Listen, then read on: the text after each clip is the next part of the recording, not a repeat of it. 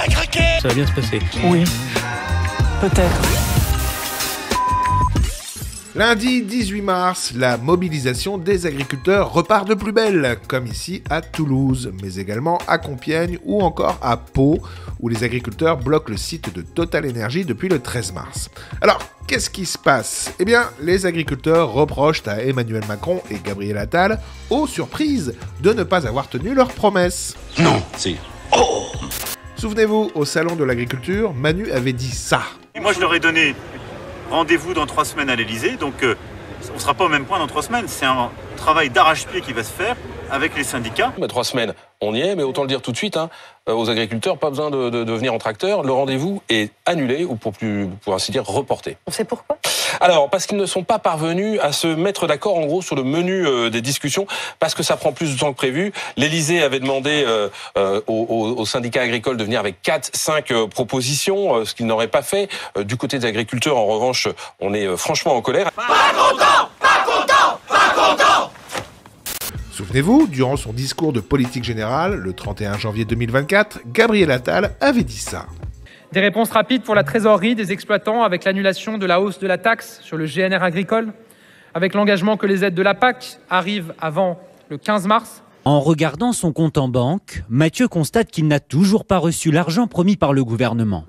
Par rapport à ce qui avait été annoncé pendant les manifestations, un paiement d'ici 100% des paiements avant le 15 mars, on voit qu'entre le 20 décembre et le 15 mars, 0. Aujourd'hui, on est le 18 et aucune avancée. On est pris, excusez-moi le mot, pour des couillons. De grandes promesses, rien en face, c'est simple. N'essaie pas de me baiser, mon vieux, je te fous dans un tel état qu'il te faudra déboutonner ton col pour chier. Non, c'est pas ce que vous croyez. Et la colère des agriculteurs risque encore de monter car, jeudi 21 mars, le Sénat doit voter sur l'adoption définitive du CETA, le fameux traité de libre-échange entre la France et le Canada. Un bon accord selon le ministre délégué chargé du commerce extérieur, Franck Riester. On a vu les résultats et qui sont bons.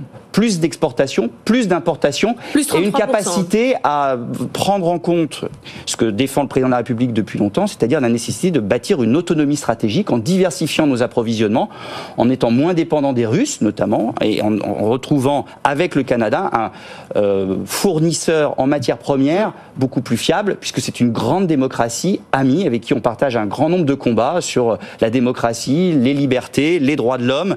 Ah oui, la belle démocratie de Justin Trudeau, qui, je le rappelle, a bloqué les comptes bancaires des participants au convoi de la liberté en 2022, qui s'opposait à l'obligation vaccinale contre le Covid pour les personnes entrant au Canada. Oh putain, les enculés. Pour revenir au CETA, une bonne partie des sénateurs de droite et de gauche pourraient voter contre, car celui-ci est très flou sur un point sanitaire crucial, comme cela avait déjà été soulevé en 2019 par des députés, là aussi de droite et de gauche. La viande nourrie aux farines animales entre sur le continent européen.